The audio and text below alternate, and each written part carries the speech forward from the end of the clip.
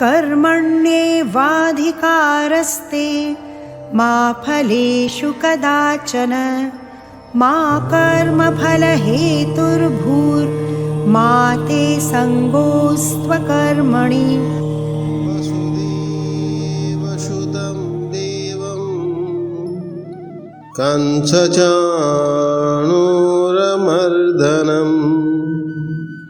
देवकी परमानन्दं कृष्णं वन्दे जगद्गुरुं कृष्णं वन्दे जगद्गुरुं। समस्त को जय श्री कृष्ण। भगवद गीता अष्टम अध्याय श्लोक संख्या 25 एवं 26। ॐ कस्तूरीतिलकं ललाटपटले वक्षस्थले कौस्तुभं नासाग्रे वरमौक्तिकं करतले वेणुकरे कङ्कणं सर्वाङ्गे हरिचन्दनं सुललितं कण्ठे च मुक्तावली गोपस्त्री परिवेष्टिते विजयत गोपालचूडामणि गोपालचूडामणि। से परम ब्रह्म परमात्मा से जगतरनाथ कालिया शांत जगन्नाथ महाप्रभु श्रीचरण रे अनंत कोटि प्रणाम। आमर एथिरे अनेक साधु संत महापुरुष माने विराजमान अछंती। समस्त को मोर हरिओम ओम नमो नारायण। उपस्थित थिवा आमर समस्तंकर प्रिय पंडा सारे मिश्र सारे एवं समस्त सुधीजन भक्तवृंद एवं मोर भक्तिमती माँ माने समस्त को मोर हरिओम ओम नमो नारायण हरिओम हरि। तो आमे श्रीमद् भगवद गीता माध्यम रे ये विचार करुछंती केमिति आमर अंतिम यात्रा जितेबाला आम शरीर छाड़िबा तापरे आमर कौन कौन हुए से कथा को सिर्फ शास्त्र ही कहि पारिबे। कहीं तार अनुभव आम साइंस पाखरे नाही, तार अनुभव कौन सी साधारण मनुष्य पाखरे नाही।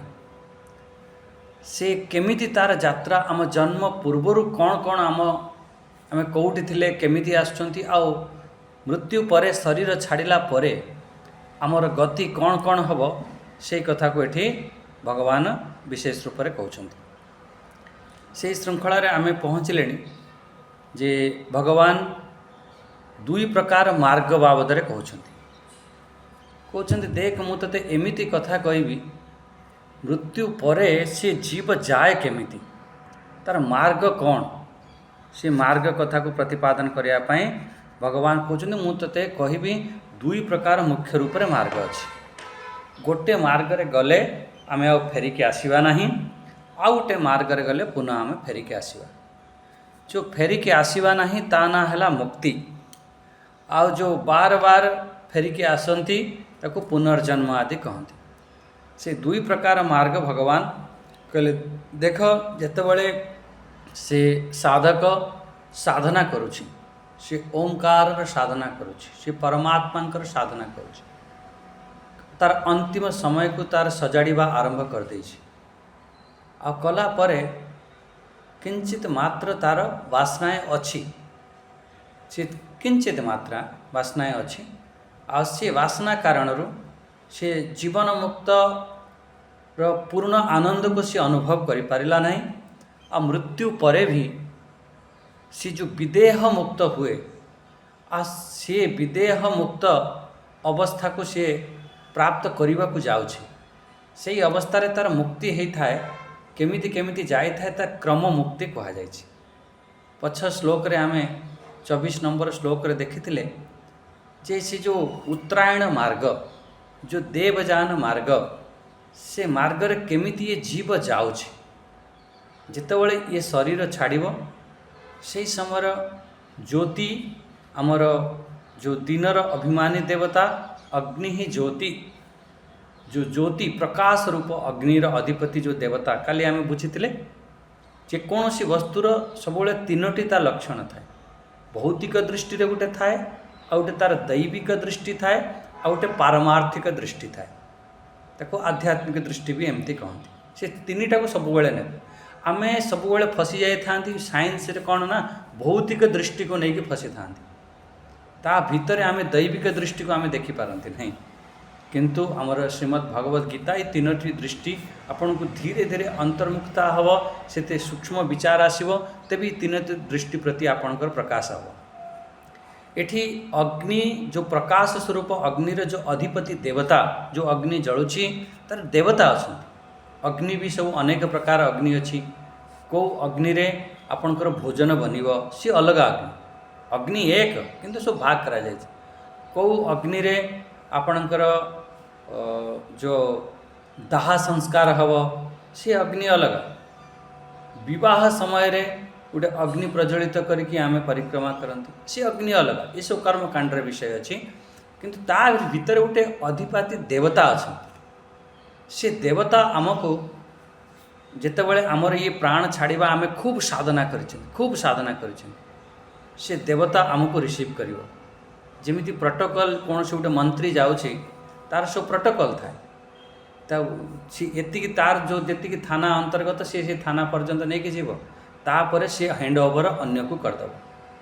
सी अन्य फेर सी जो भी जिते दूर को जाऊँगी ता प्रोटोकॉल पूरा लंबा चले ना, से गोटे गोटे स्टेप बाय स्टेप जाके हैंड ओवर करके आगक आगक जाते। से हीपरी सेम सिस्टम आमर ये आमर प्रोटोकॉल तहत ये जो प्रकाश स्वरूप अग्नि जो अधिपति देवता सी प्रथमे ताको धारण करी दिनर अभिमानी देवता को ताको हैंड ओवर कर। मोर एतिकी समय पाई ये मो पाखरे अच्छी। तापर से ही समय रे जेति कौन से सूक्ष्म वासना रही जाइछि से वासना को परिमार्जित करा जाउथबो से समय। तापरे फिर धीरे धीरे धीरे धीरे अग्नि रो अधिपति देवता दिनर अधिपति देवता को देदेले।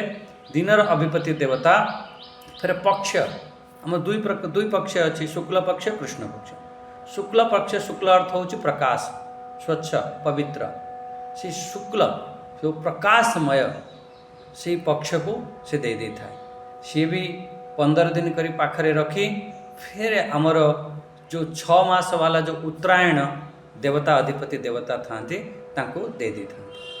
फिर से उत्तरायण देवता जे से गतिर प्राप्त करी एमती अन्य शास्त्र रे अच्छी। एठी तो एतिकी कहीदेले अन्य शास्त्र सूर्य मार्ग है फिर से परम गति को प्राप्त करिथाय, मोक्ष को प्राप्त करिथाय, क्रम मुक्ति एमती है से परमात्मा को प्राप्त करना।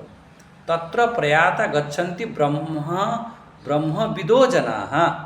से ब्रह्म को से प्राप्त हो जाए था। गच्छन्ति गच्छन्ति माने से प्राप्त करिथाय, से स्थान को से जाए था। से स्थान को जाके फिर पुनः फेरिकी आसे नहीं। ब्रह्म विदो जो ब्रह्म उपासना परा जे से ब्रह्मर उपासना करुछि, जे आज ठारू लगी जाए प्रयास करुछि चिंतन मनन करुछि, से ही प्रकार जो ब्रह्म को उपासना कला वाला आ से फेरिकी ये संसार रे आसीब नहीं। आ गोटे पुनरावृत्ति मार्ग अच्छे। से मार्ग को कहवाई भगवान ये कहते आम 2टी श्लोक पाठ करनेबा। कृष्ण मार्ग कथा कहते आ जो विषय को ये आरंभ करिसेंती आमर 26 नंबर श्लोक रे से विषय को से उपसंहार करुछंती। आमर 25 नंबर आ 26 नंबर ये 2टी श्लोक एका सांगरे आम टिके पढ़ी नेबा। समस्त पाखरे जो ग्रंथ थिबो पुस्तक थिबो ठीक पुस्तक देखंतु आ टिके पाठ करिबा। प्रत्येक श्लोकर अर्थ को बुझिबा पई पुस्तक आमर आधार थाए।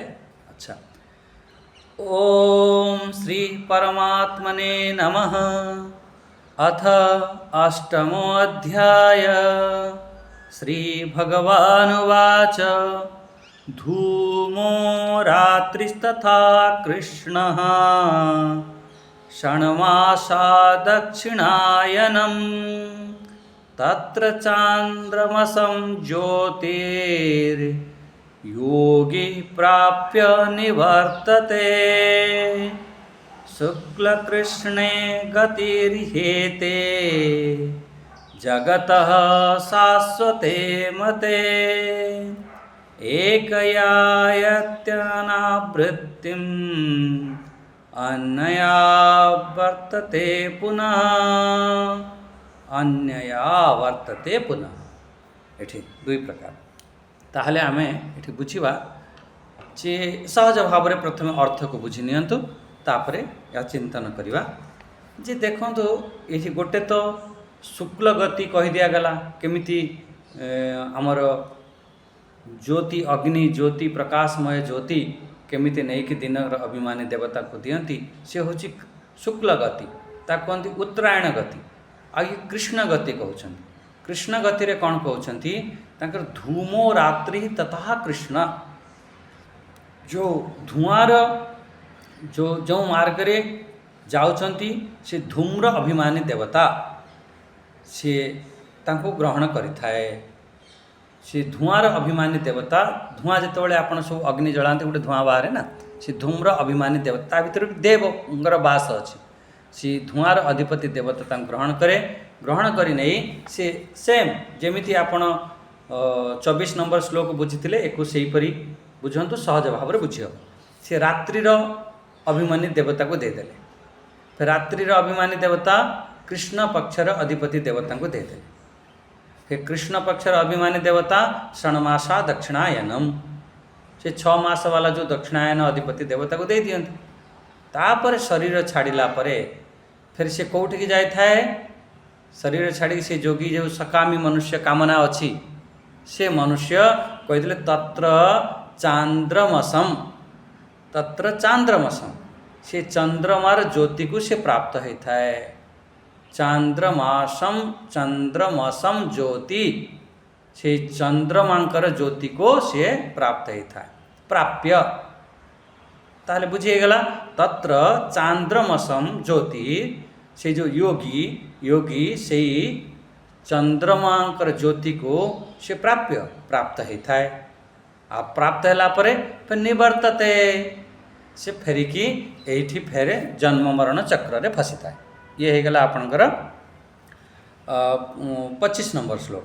26 नंबर श्लोक रे टिके देखंतु 26 नंबर श्लोक रे कहले देखंतु ये जो दुईटी मार्ग कहगला शुक्ल कृष्णे ये जो दुईटी मार्ग कहगला कृष्ण गति या शुक्ल गति या दक्षिणायन गति या उत्तरायण गति ये शुक्ल कृष्णे गतिर एते ये जो एते अर्थ ये जो दुईटी मार्ग जो कहगला शुक्ल और कृष्ण कथा कहगला यार कथा जो गति जो ये आजिकार विषय नुह आमर अनेक वेद शास्त्र को कहिसंती ये अनादि कालर ये सब चली यहीपरि भाव में ये सृष्टिर चक्र होची या जदि तमे शुक्ल गति रे जीव से परमार्थ को प्राप्त करिवो जदि तमे कृष्ण गति रे जाउछ फिर पुनः फेरिक आसीबो ये कौनसी नुआ कथा नुआ शाश्वते ये जगतः शाश्वते मते से जो अनादि कालरू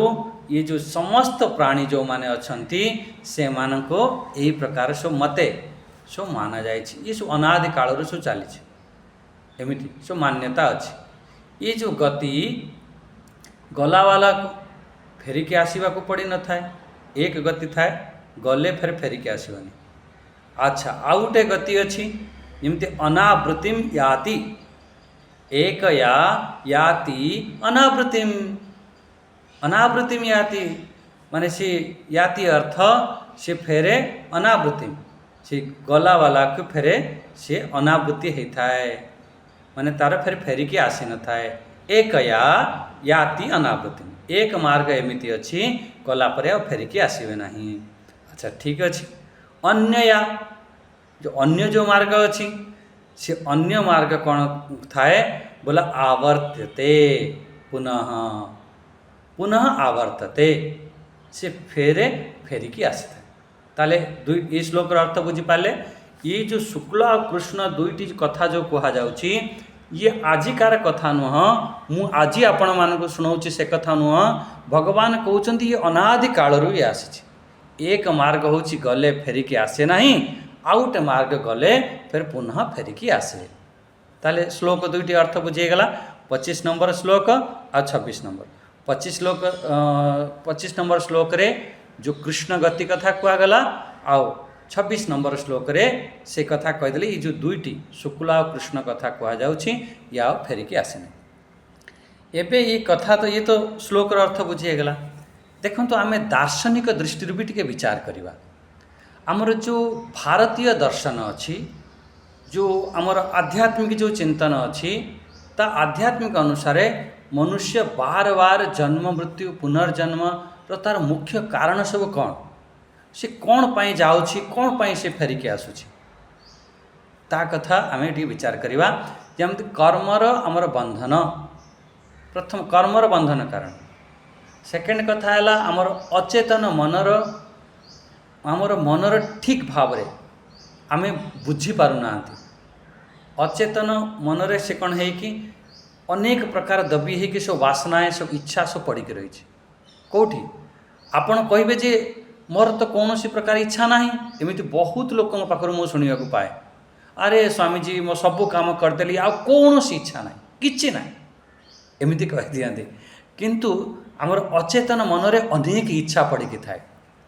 गोटे छोट दृष्टांत बुझंतु जेतेबेले ध्रुव को भगवान दर्शन देले चतुर्भुज रूप से शंख चक्र गदा पद्म नहीं अंतिम जो साधना पूर्ण है दर्शन देले भगवान से समय कहते हे ध्रुव तू किसी माग कौन तो दरकार तू एते साधना करू ध्रुव भगवान को दर्शन करी तांका चरण रे पड़ीगला प्रभु आपण को दर्शन है मोर आ किछि दरकार नहीं किछि मागिबार नहीं बोला नहीं तू कौन पाई आसी बोला मु तो आपण को प्राप्त करने आसती भगवान फेर पचार माग किछि तो भितर जो जहाँ भी किसी मनोकामना तार सब पूर्ण हो ध्रुव कहते प्रभु मोर तो किछि भी इच्छा नहीं हाँ आपन जदि बार बार कहते किछि माग आपण तो अंतर्जामी ना मो हृदय रे आपण बसचंती आपण जहाँ भी मो भितर कौन सी कामना अच्छी वासना अच्छी आपण पूर्ण कर दियंतु मु ताको जानी पारुनी ता माने कौन सेठी ध्रुव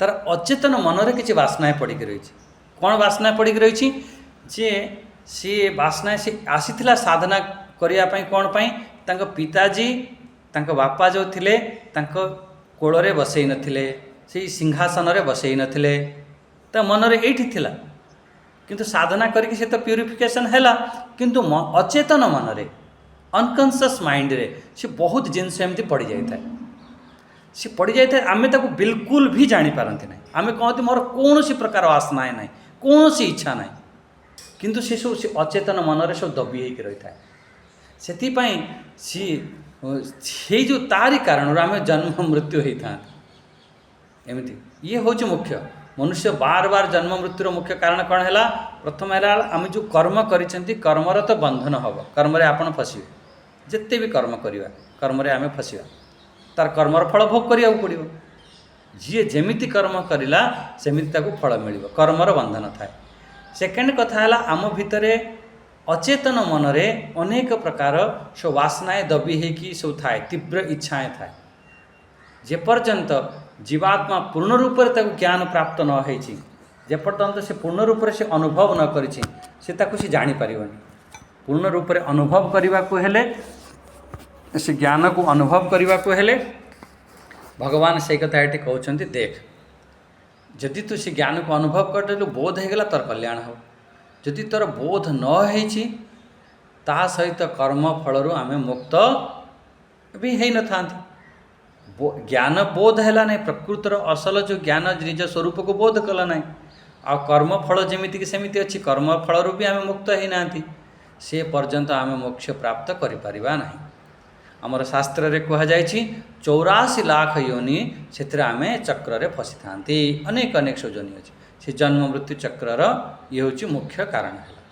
ताने कौन है प्रथम है कर्मर आमर लेखा जोखा आम पछ जन्मर जो संचित कर्म अच्छी आपण सब आम अनेक अनेक जन्म नहीं आम कर्म सब बहुत कर्म अच्छी आम किछि कर्म नहीं कि आसछन्ते आम जो भोग करने आपण भावुंट ये मुझे करदेली मो सरीगला कि मु किछि खराब कर्म करना मते दुख कहीं मिलूँ से व्यक्तिटा खराब कर्म करुच्ची ताको सुख कहीं मिलूँ ये सब पछ जन्मर बहुत लेखाजोखा थाए कर्मर आउ से कर्म कारण ताको आमे संचित कर्म कहते बहुत से संचित कर्मरू आमर किछि कर्म नहीं कि आम आसिले से जो कर्म नहीं आसिले फिर एठी कर्म आसिक फिर कर्म करवा आरंभ करदेले जो कर्म आम सब करुँच एवं आम पाखर होश पूर्वक आम कर्म करुँच आम पाखर बुद्धि विवेक हो गला आम सब कर्म को जाणिले से कर्म को जदि आम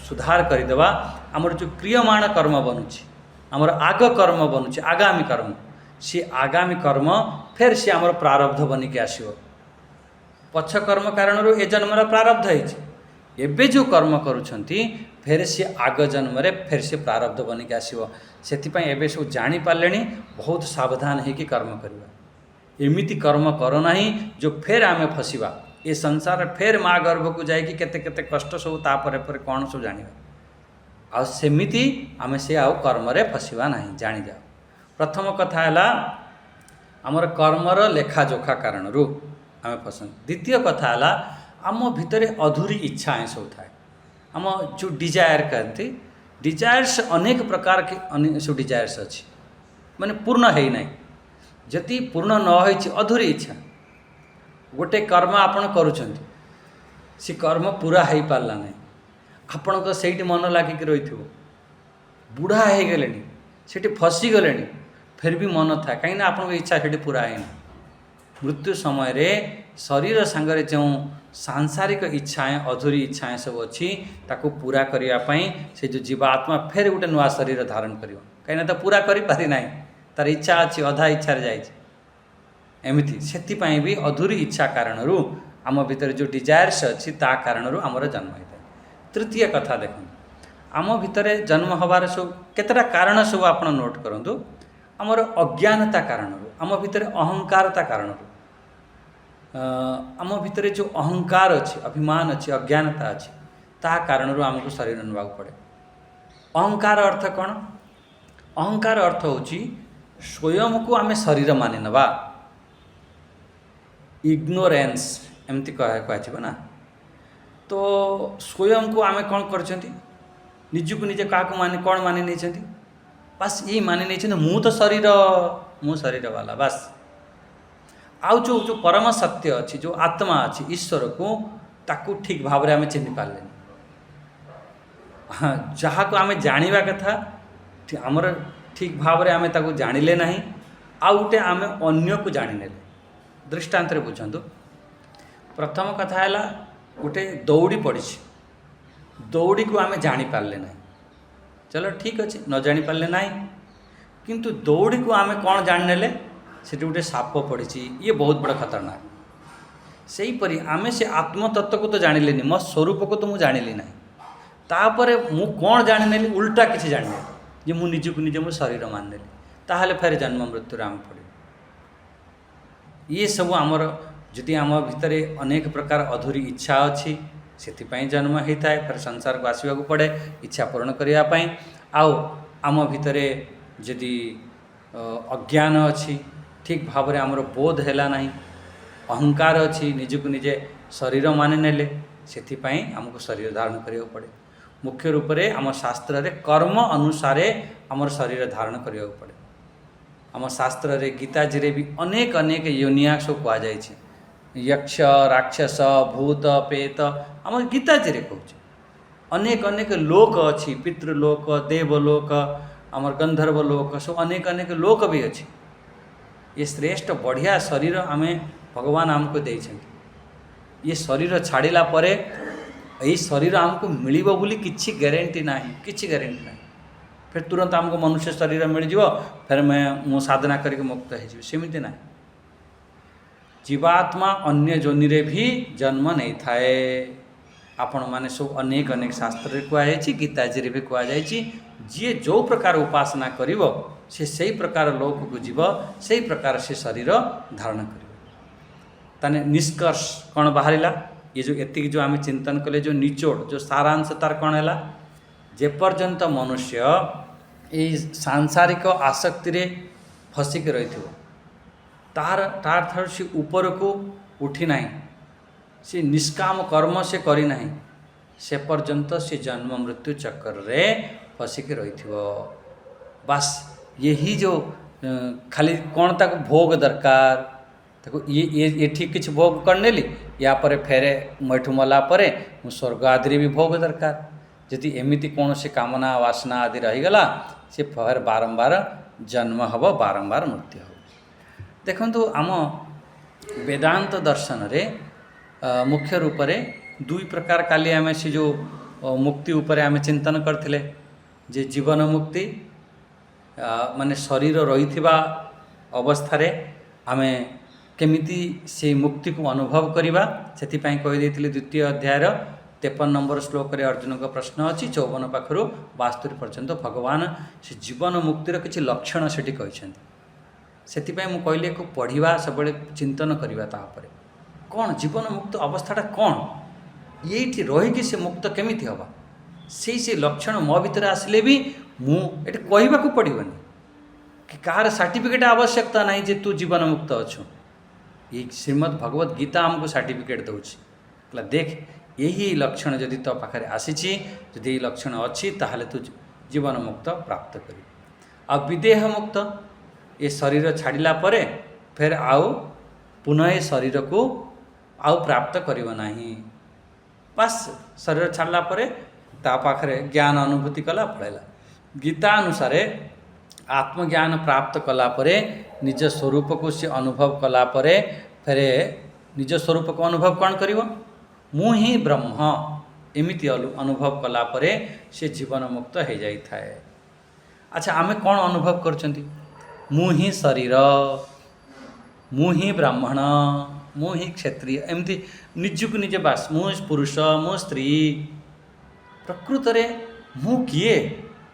ମୋର ଜନ୍ମ ନାହିଁ, ମୋର ମୃତ୍ୟୁ ନାହିଁ, ମୋର ଆବାଗମନ ନାହିଁ। ବାସ୍ ଇଏ ଅନୁଭବ କର। ଆମ ଶରୀର ବଦଳୁଛି, ଛୋଟବେଳୁ ଆମ ଶରୀର ବଦଳୁଛି। ଆପଣଙ୍କ ଶରୀର ଯେତେବେଳେ ଆପଣ ଜନ୍ମ ହେଇଥିବେ, କୁନି ପିଲାଟେ ଥିବେ, କେତେ ସୁନ୍ଦର ଶରୀର ଥିଲା, ଫେର ଧୀରେ ଧୀରେ କେମିତି ବଡ଼ ହେଲା, ଶରୀର ବଦଳିଗଲା। ଏବେ ଆପଣଙ୍କ ବୃଦ୍ଧାବସ୍ଥା 60-70 ବର୍ଷ ବୟସ ହେଇଗଲାଣି। ଆଉ ସେ ମୁଁ କହିବି, ସେ ଯେଉଁ ଛୋଟ ପିଲା ଯେଉଁ ଶରୀର ଥିଲା, ସେ ଶରୀର ଆଣିକି ମୋତେ ଦେଖାଅ, କହିବ ସେ ଶରୀର ମରିଯାଇଛି, ସେ ଶରୀର ନଷ୍ଟ ହୋଇଯାଇଛି, ସେ ଶରୀର ଚାଲିଯାଇଛି, ସେ ଶରୀର ନାହିଁ। ଏବେ ଗୋଟେ ବୃଦ୍ଧା ଅବସ୍ଥାର ଶରୀର ଅଛି ଆପଣଙ୍କର।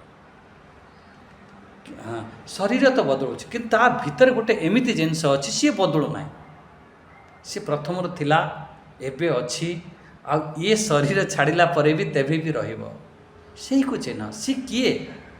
ସେ ଆତ୍ମତତ୍ତ୍ୱକୁ ଅନୁଭବ କର, ସେଇ ମୁଁ ହିଁ ବ୍ରହ୍ମ, ଅହମ୍ ବ୍ରହ୍ମାସ୍ମି, ଏମିତି ବୋଧ କର। ଏମିତି। ଆଚ୍ଛା, ଇଏ ହେଉଛି ଜୀବନ ମୁକ୍ତ। କ'ଣ ହେଲା? ଅଜ୍ଞାନରୁ ମୁକ୍ତ ହେଇଥିବା ଯେଉଁ ସାଧକ, ଏଇ ଘୋର ସଂସାରରେ ଅଜ୍ଞାନତାରେ ଆଉ ସେ ଫସିକି ରହିବନି, ସେ ବ୍ରହ୍ମରେ ଲୀନ ହେଇଯାଏ, ତାକୁ ଆମେ ଜୀବନ ମୁକ୍ତ କହିଥାନ୍ତି। ଏମିତି ସାଧକ ସେ ଶରୀର ଛାଡ଼ିଲା ପରେ ବି କର୍ମ ତାକୁ ବାନ୍ଧି ନଥାଏ। କର୍ମ କେମିତି ବାନ୍ଧିବ ନାହିଁ, ଇଏ ତୃତୀୟ ଅଧ୍ୟାୟରେ ଖୁବ୍ ଇଏ ବିଚାର କରାଯାଇଥିଲା। ଇଏ ତାକୁ ବିଦେହ ମୁକ୍ତ କହନ୍ତି। ସେ ସାଧକ ତାର ଦେହ ଅବସାନ ପରେ, ଦେହ ଅବସାନ ମାନେ ଯେତେବେଳେ ମୃତ୍ୟୁ ହୋଇଗଲା, ଅନ୍ତିମ ସମୟରେ ମୃତ୍ୟୁ ହେଲା ପରେ ସେ ମୋକ୍ଷକୁ ପ୍ରାପ୍ତ କରିବ। ଥାର୍ଡ଼ କଥା ଗୋଟେ ଆମେ ବୁଝିଥିଲେ ଯେ କ୍ରମ ମୁକ୍ତି, ଏଠାରେ ଯେଉଁ ପ୍ରସଙ୍ଗ ଚାଲିଛି, କ୍ରମ ୱାଇଜ୍ କେମିତି ମୁକ୍ତି ହେବ ସେ ବିଷୟ ଚାଲିଛି। ପୂର୍ଣ୍ଣ ଜ୍ଞାନ ନାହିଁ, ୟା କିଛି ବାସନାଏ ସଂସ୍କାର ରହିଯାଇଛି, ସେ ଫେର କ୍ରମଶଃ ଯେତେବେଳେ ସେ ଯାଉଥିବ, ଫେର ଧୀରେ ଧୀରେ ସେ ଜ୍ଞାନକୁ ଅନୁଭବ କରୁଥିବ, ଅନୁଭବ ହେଇକି ସେ ମୁକ୍ତିକୁ ପ୍ରାପ୍ତ କରିଯାଇଥାଏ। ତାକୁ କ୍ରମ ମୁକ୍ତି କୁହାଗଲା। ଯେମିତି ଆପଣଙ୍କର 24 ନମ୍ବର ଶ୍ଲୋକରେ ଆପଣ ଦେଖିଲେ, କ୍ରମ ମୁକ୍ତି ଏମିତି ଶରୀର ଛାଡ଼ିଗଲା ପରେ ଯିବ। କିନ୍ତୁ ଯେଉଁ ବ୍ରହ୍ମଜ୍ଞାନୀ ମହାପୁରୁଷ, ତାର କୌଣସି ପ୍ରକାର ପ୍ରାଣ ଉତ୍କ୍ରମଣ କରେ ନାହିଁ, ବିଲକୁଲ ନାହିଁ। ସେ ତ ଏଇଠି ଜିତେ ଏଇ ଜାଗାରେ ରହି ମୁକ୍ତ ହେଇଯାଇଥାଏ। କ୍ରମ ମୁକ୍ତିରେ ଷ୍ଟେପ୍ ବାଇ ଷ୍ଟେପ୍ ଯାଇକି ସେ ମୁକ୍ତ ହେଇଗଲା। ଆଚ୍ଛା, ଏହା ଛଡ଼ା ଆମେ ଟିକେ ଅନ୍ୟ, ଇଏ ତ ଆମର ବେଦାନ୍ତ ଦର୍ଶନରେ ଆମେ ବୁଝୁଛନ୍ତି ଗୀତା ଦୃଷ୍ଟିରୁ, ଅନ୍ୟ ଦର୍ଶନରେ ବି ଟିକେ ବୁଝିନେବା, ଦିମାଗରେ ଟିକେ ବସେଇବା।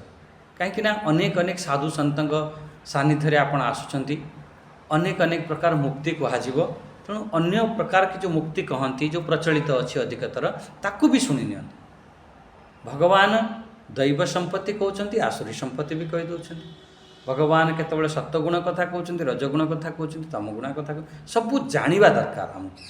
टिके आमर जो विशिष्ट अद्वैत दर्शन अच्छी जो सगुण ईश्वर उपासनार जो आधार अच्छी से मानकर 5 प्रकार मुक्ति विशेष रूप से प्रसिद्ध अच्छी समस्ते प्राय जानी तार आधार कौन गोटे सालोक्य सामीप्य सायुज्य सारूप्य स्राष्टि एमती करके स्राष्टि एमती 5 प्रकार मुक्ति से कहुई वैष्णव संप्रदायर ईश्वरंकर निकटता या ईश्वरंकर धाम को से प्राप्त करें सेटा प्राप्त करवा सी कहते सी आमर मुक्ति है जमी सालोक्य मुक्ति भगवान का निकट रे आमे पार्षद बनीजा या भगवानंकर लोक को आमे प्राप्त करनवा सालोक्य जो थी भगवानंकर लोक अच्छी लोक को प्राप्त ये लोक को प्राप्त करवा एते सहज नुह जे बहुत परिश्रम करिछि बहुत साधना करिछि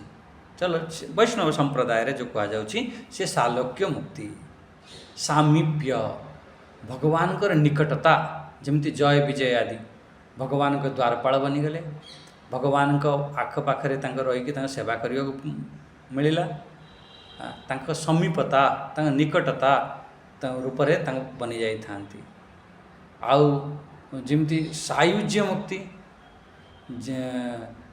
सायुज्य आउ सारूप्य एमती सब मुक्ति है ना सारूप्य मुक्ति भगवान का जमी स्वरूप से भली स्वरूप हो जाए सारूप्य रूप्य सालोक्य माने लोक प्राप्त हम सामीप्य निकटता प्राप्त हम सारूप्य जमी भगवानंकर रूप से भली रूप हो रूप अच्छा स्राष्टि से भगवान का रूप तो हम जमी भगवानंकर ऐश्वर्य अच्छी शक्ति अच्छी बल अच्छी से भली सब प्राप्त हो से स्राष्टि भगवानंकर ऐश्वर्य शक्ति जमी से भली प्राप्त हम बहुत ऐश्वर्यवान सायुज्य भगवानंकर जो ब्रह्म तेज अच्छी ब्रह्म ज्योति अच्छी सेठी जाइकी सायुज्य हो जोड़ीज लीन हो एकाकार हो भगवान के संगे भगवान संगे एक हो जमी भगवान के हृदय रे कौन सी गोटे गहना अच्छी भगवान के हृदय रे लगिला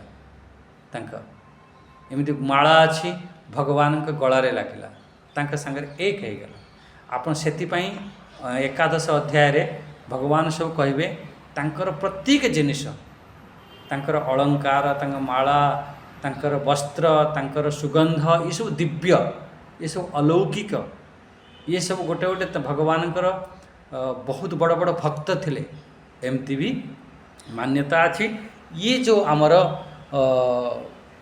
जो वैष्णव संप्रदाय रे ये आमर विशेष करके कहा जाए ये सबुर जो जो निष्काम भक्ति जहाँ पाखरे प्रेम अच्छी जी सेवा करुच्ची ता द्वारा ये सब प्राप्त होता है ये हूँ ये 5 प्रकार तांकर मुक्ति से माने मानती हमर वेदांत दर्शन वाला हमर जो वैष्णव दर्शन रे एको मानती अच्छा वेदांत दर्शन रे हमर कौन कहउछंती वेदांत दर्शन रे सीधा सीधा कहते भाई ज्ञान द्वारा मुक्ति होता है माने अज्ञानता जो आम भितर मोह अच्छी भ्रम अच्छी भ्रम ठार मुक्ति हवा से परम सत्य या आत्मज्ञान को आम प्राप्त करवा से ही होची मुक्ति एमिति आमर वेदांत दर्शन कहूँ जो आम फसिकी रही मोहरे फसिकी रही भ्रमरे फसिकी रही ताठार मुक्ति हवा निज स्वरूप को आम अनुभव करवा तेबे आम जन्म मरण चक्रु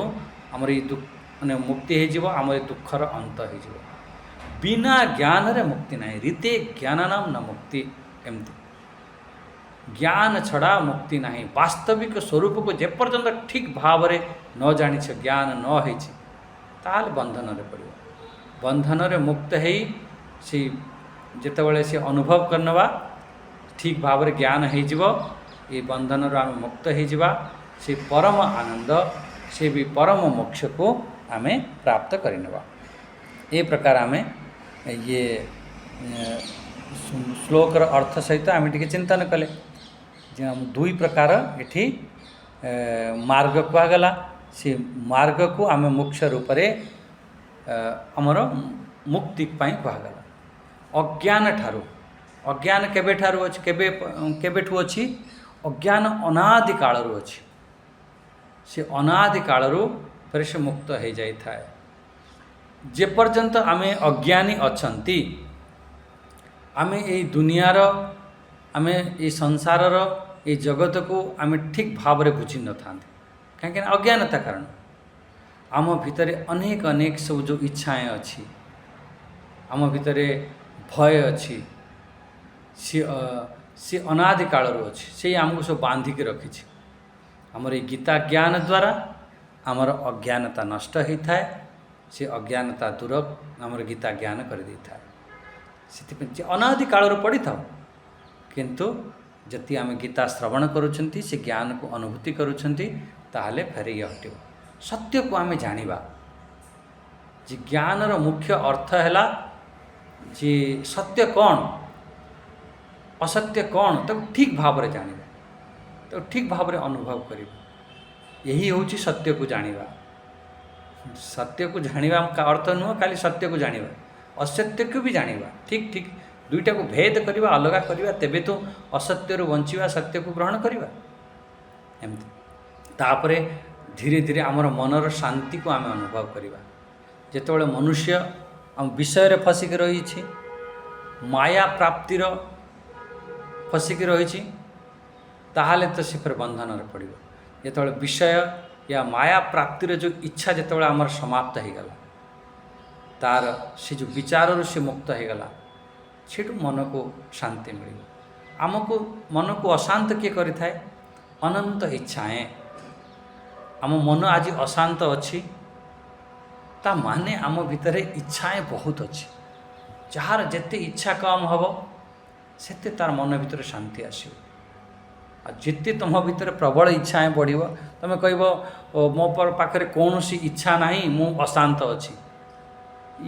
ଇଏ ଫର୍ମୁଲାରେ ପଡ଼ିବ ନାହିଁ। ଇଏ ସୂତ୍ର କହୁଛି ଯେତେ ପର୍ଯ୍ୟନ୍ତ ଆପଣଙ୍କ ପାଖରେ ଇଚ୍ଛାଏଁ ଅଛି, ତାହେଲେ ଆମେ ଦୁଃଖୀ ହେବା। ସେ ମାୟାର ନିବୃତ୍ତି ହେଲେ ତେ ମନକୁ ଶାନ୍ତି। ମାୟାର ନିବୃତ୍ତି କେମିତି ହେବ? ଏ ସଂସାରର ଯେଉଁ କ୍ଲେଶ ଅଛି, ଯେଉଁ ଦୁଃଖ ଅଛି, ତାର ନାଶ, ସେ ଯେଉଁ ଈଶ୍ୱରୀୟ ଯେଉଁ ଆତ୍ମାର ପ୍ରାପ୍ତି, ସେ ହିଁ ପ୍ରକୃତରେ ମୁକ୍ତି। ଯେପର୍ଯ୍ୟନ୍ତ ଏ ପଞ୍ଚ କ୍ଲେଶ ଅଛି, ଅବିଦ୍ୟା, ଅସ୍ମିତା, ରାଗ, ଦ୍ୱେଷ, ଅଭିନିବେଶ ଆଦି ସବୁ ପଞ୍ଚ କ୍ଲେଶ ଅଛି, ସେ ପର୍ଯ୍ୟନ୍ତ ଆମେ ଦୁଃଖୀ ହେଉଛନ୍ତି, ଜନ୍ମ ମରଣରେ ପଡ଼ିଛନ୍ତି। ସେଥିପାଇଁ ସ୍ୱୟଂର ଜ୍ଞାନ, ଯେତେବେଳେ ସ୍ୱୟଂର ଜ୍ଞାନ ହେବ, ସେ ଅଜ୍ଞାନର ଅନାଦି କାଳରୁ ସେ ଅଜ୍ଞାନ ଅଛି, ସେ ଅନାଦି କାଳରୁ ଅଜ୍ଞାନ ସେ ଜ୍ଞାନ ଦ୍ୱାରା ସବୁ ସମାପ୍ତ ହୋଇଯାଇଥାଏ। ଆପଣ କହିବେ ଅନାଦି କାଳରୁ ଅଜ୍ଞାନ ପଡ଼ିକି ରହିଛି? କହିଲେ ହଁ। ଆଚ୍ଛା, ଜ୍ଞାନ ହେଲା ମାନେ ନଷ୍ଟ ହୋଇଯିବ ସବୁ ଅଜ୍ଞାନ? କହିଲେ ହଁ। କହିଲେ ଇଏ କେମିତି ସମ୍ଭବ? ଅନାଦି କାଳରୁ ଅଜ୍ଞାନ ଅଛି, ମାନେ ବହୁତ ବର୍ଷରୁ ଅଜ୍ଞାନ ଅଛି, ଆମକୁ ଜ୍ଞାନ ପ୍ରାପ୍ତ ହେଲେ ବହୁତ ବର୍ଷ ପରେ ଆମକୁ ମୋକ୍ଷ ମିଳିବ? କହିଲା ନା। ଦେଖନ୍ତୁ, ଗୋଟେ ତୁଳାର ପାହାଡ଼ ଅଛି, ପାହାଡ଼ ବହୁତ ବଡ଼ ପାହାଡ଼ ତୁଳାର। ତାକୁ ନଷ୍ଟ କରିବା ପାଇଁ ଗୋଟେ ଆମର ମାଚିସ୍ର ତିଲି ଯେଉଁ ଦିଆସିଲି କାଠି, ଗୋଟିଏ ଦିଆସିଲି କାଠି ପର୍ଯ୍ୟାପ୍ତ। ପୁରା ସେଇ ପାହାଡ଼ ରୂପୀ ତୁଳାକୁ ଗୋଟେ ଦିଆସିଲି କାଠି ମାରିଦେଲେ ସେ ଧୀରେ ଧୀରେ ଜଳିକି ସବୁ ନଷ୍ଟ କରିଦେବ। ଗୋଟେ ରୁମ୍ ଆପଣଙ୍କର 50 ବର୍ଷ ହେଲା ଆପଣ ବନ୍ଦ କରିକି ପଳାଇଛନ୍ତି, 50 ବର୍ଷ ହେଲା ସେ ରୁମ୍ର ଅନ୍ଧକାର ଅଛି। ସେ ଅନ୍ଧକାରକୁ ଦୂର କରିବା ପାଇଁ କ'ଣ ଆପଣଙ୍କୁ 50 ଦିନ ବି ଲାଗିବନି, 50 ମିନିଟ୍ ବି ଲାଗିବନି। ବାସ୍ ଗୋଟେ ପ୍ରକାଶ ଜଳାଅ, ସେ 50 ବର୍ଷର ଅନ୍ଧକାର ତୁରନ୍ତ ଦୂର ହୋଇଯିବ। ବହୁତ ଦିନ ଲାଗିନଥାଏ। ଭଗବାନ କହୁଛନ୍ତି, ଯେଉଁ ସମୟ ତୁ ଅନୁଭବ କରିବୁ ଅଚିରେଣ ଅଧିଗଚ୍ଛତି, ତୁରନ୍ତ ହିଁ ତତେ ପ୍ରାପ୍ତ ହେବ। ବହୁତ ଦିନ ଅନ୍ଧକାର ତ ଅଛି, କିନ୍ତୁ ଜ୍ଞାନ ହେଲେ ତୁରନ୍ତ ପ୍ରାପ୍ତ ହେବ। ଏକ କ୍ଷଣରେ ଦୂର ହେବ। ପ୍ରକାଶ ଆଣ, ଅନ୍ଧକାର ଦୂର। ସେହିପରି ଅଜ୍ଞାନ ରୂପୀ ଅନ୍ଧକାରରେ ଅନାଦି କାଳରୁ ଆମେ ଥିଲା ପରେ ବି ଆଉ ଜ୍ଞାନ ରୂପୀ ପ୍ରକାଶ, ଜ୍ଞାନ ରୂପୀ ଯେଉଁ ସୂର୍ଯ୍ୟ ଉଦୟ ହେଲେ ଅଜ୍ଞାନ ରୂପୀ ଯେଉଁ ଅନ୍ଧକାର ସେ ନଷ୍ଟ ହୋଇଯାଇଥାଏ। ଯଦି ଆମେ ସଂକ୍ଷେପରେ ବୁଝିବା, ପୁରା ଏହାର ଯେଉଁ ସାରାଂଶ ଆମେ ଜାଣିବା, କ'ଣ? ଜ୍ଞାନ ଦ୍ୱାରା ଆମର ମୁକ୍ତି ହେବା। ତା ଅର୍ଥ କ'ଣ ହେଲା? ଯେ ନିଜକୁ ଏକ ପରମ ସତ୍ୟକୁ ଆମେ ଜାଣିବା। ନିଜକୁ ଜାଣିବା, ମୁଁ କିଏ, ମୁଁ ମନୁଷ୍ୟ ନୁହଁ, ନିଜକୁ ଜାଣ, ସେ ପରମ ସତ୍ୟକୁ ଜାଣ। ସାଂସାରିକ ବନ୍ଧନରୁ ଦୁଃଖରୁ ଆମେ ଧୀରେ ଧୀରେ ମୁକ୍ତ ହେବା, ସେ ପରମ ଆନନ୍ଦକୁ ଆମେ ପ୍ରାପ୍ତ କରିବା। କ'ଣ ଆପଣ ଏହାକୁ ଜାଣିବାକୁ ଚାହୁଁଛନ୍ତି? କୌଣସି ସାଧନା କଲେ ଆମେ ଯାହା ବି ଆପଣ ସାଧନା କରୁଛନ୍ତି, ସାଧନା କଲେ ଜ୍ଞାନ ପ୍ରାପ୍ତ ହେବ। ଏକ ଉପାୟ ହେଲା ଯେ ଆପଣ କହିବେ କ'ଣ ସାଧନା କଲେ ସେ ଜ୍ଞାନକୁ ପ୍ରାପ୍ତ ହେବା? କିଛି କରିବା ଦରକାର ନାହିଁ। ଗୋଟିଏ ଉପାୟ ଆପଣଙ୍କର ଏହି ଶ୍ରୀମଦ୍ ଭଗବତ ଗୀତା ଆମକୁ ସହଜ ରୂପରେ, ସରଳ ରୂପରେ ଆମକୁ କହିଛନ୍ତି। ଏକୁ ଆମେ ଠିକ୍ ଭାବରେ ଶୁଣିବା, ପଢ଼ିବା, ବୋଧ କରିବା, ଅନୁଭବ କରିବା। କଲେ ନିଶ୍ଚିତ ରୂପରେ ଆମର ସେ ଜ୍ଞାନକୁ ବୋଧ ହେଲେ ଆମର କଲ୍ୟାଣ ହେବ, ଆମେ ସେ ମୁକ୍ତିକୁ ପ୍ରାପ୍ତ କରିବା। ବାସ୍ ଆଉ ଗୋଟେ କଥା କହିଦେଇକି ଆମର ବାଣୀକୁ ଏଠି ବିରାମ ଦେବା। ତାହେଲେ ଆମର ଏଠି ଯେଉଁ ଦୁଇ ପ୍ରକାର ମାର୍ଗ କୁହାଗଲା, ଗୋଟେ ଦକ୍ଷିଣାୟନ ମାର୍ଗ ଗଲାବାଲା, ସେ ଚନ୍ଦ୍ରଲୋକ ପର୍ଯ୍ୟନ୍ତ ଯିବ। ସେ ଯୋଗୀ ଇଷ୍ଟ ପୂର୍ତ୍ତି ଆଦି କର୍ମ କଲାବାଲା, କର୍ମ କରି ଚନ୍ଦ୍ରମାର ଜ୍ୟୋତି ଅର୍ଥାତ୍ କର୍ମଫଳକୁ ସେ ପ୍ରାପ୍ତ ହେବ। ଫେରେ ସେଠି ବହୁତ ଦିନ ପର୍ଯ୍ୟନ୍ତ ଭୋଗ କରି ଯେତେବେଳେ ତାର କର୍ମଫଳ ସବୁ କ୍ଷୟ ହୋଇଗଲା, ତା ପୁଣ୍ୟ କ୍ଷୟ ହୋଇଗଲା, ଫେରେ କ'ଣ କରିବ? ଫେରିକି ଆସିବ। ଏଇ ଯେଉଁ ମାର୍ଗ, ଏଠି ଯେଉଁ ଆଜିର ଯେଉଁ ବିଚାର ହେଲା, ଏହି ଯେଉଁ ମାର୍ଗକୁ କହନ୍ତି ଆମର କୃଷ୍ଣାୟନ ମାର୍ଗ, ୟା ଉତ୍ତରାୟଣ ମାର୍ଗ କହନ୍ତି। କୃଷ୍ଣ ପକ୍ଷର ଆମର କୃଷ୍ଣ ମାର୍ଗ ବି ଏକୁ କହନ୍ତି। ଏମିତି ଆମ ଶାସ୍ତ୍ରରେ ଅଛି, କୃଷ୍ଣ ମାର୍ଗବାଲା ଯୋଗୀ ସିଏ ଅନ୍ତରିକ୍ଷରୁ ଚନ୍ଦ୍ରଲୋକ, ଚନ୍ଦ୍ରମାଙ୍କ ମାଧ୍ୟମରେ ମେଘରେ ଆସେ, ମେଘରେ ଫେରେ ବର୍ଷା ରୂପରେ ଆସେ, ଫେରେ ଏଇ ଭୂମଣ୍ଡଳରେ, ଭୂଲୋକରେ ସେ ଆସିଥାଏ। କର୍ମ ଅନୁସାରେ ସେହି ପ୍ରକାର ତାକୁ ମନୁଷ୍ୟ ତାକୁ ଖାଇଥାଏ। ଖାଇଲା ପରେ ତା'ର ଜନ୍ମ ମରଣ, ବାସ୍ ଏମିତି ଜନ୍ମ ହେଉଥିବ, ଏମିତି କର୍ମ କରୁଥିବ, ଏମିତି ଫସିଥିବ। ଫେର ସେ ତାଙ୍କରି ଘରେ ଜନ୍ମ ହେବ। ଏହି ପ୍ରକାର ସେ ପ୍ରଥମେ ପୁରୁଷଙ୍କ ଶରୀରରେ ଆସିବ, ଫେର ସ୍ତ୍ରୀ ଶରୀରକୁ ଯିବ, ଫେର ଜନ୍ମ ହେବ, ଏମିତି କୁହାଯାଇଛି। ଆଚ୍ଛା, ଆପଣ ଯାହାର ବାସ୍ ଉଦ୍ଦେଶ୍ୟ ଏକ ପରମାତ୍ମାଙ୍କ ପ୍ରାପ୍ତି, ଏମିତି ଯଦି ତା'ର ଉଦ୍ଦେଶ୍ୟ ହେଲା, ତା'ର ଭୋଗର ସୂକ୍ଷ୍ମ ବାସନା ତା ସବୁ ନଷ୍ଟ ହୋଇଯାଇଥାଏ।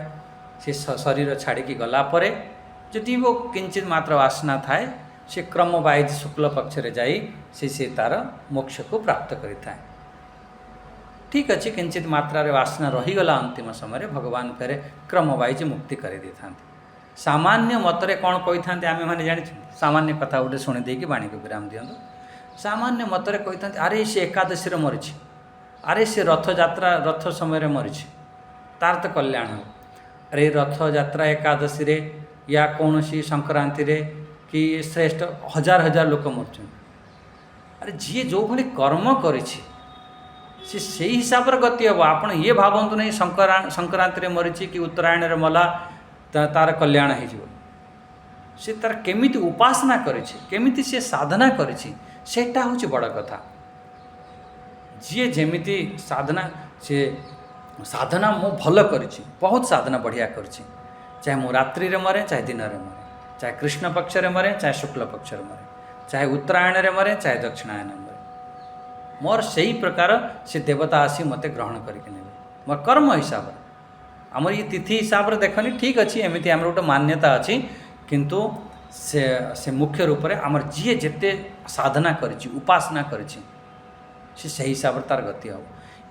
ୟା ଉପରେ ଖୁବ୍ ଆମେ ସବୁ ଚିନ୍ତନ ଯେଉଁ କରିଥିଲୁ, ଛାନ୍ଦୋଗ୍ୟ ଉପନିଷଦରେ, ଆମର ସାମବେଦରେ ଛାନ୍ଦୋଗ୍ୟ ଉପନିଷଦ, ୟଜୁର୍ବେଦରେ ବୃହଦାରଣ୍ୟକ ଉପନିଷଦ, ୟାର ଖୁବ୍ ବିଚାର କରାଯାଇଛି। କେମିତି ଏ ଜୀବ ଯାଉଛି, କେମିତି ଏ ଜୀବ ଆସୁଛି।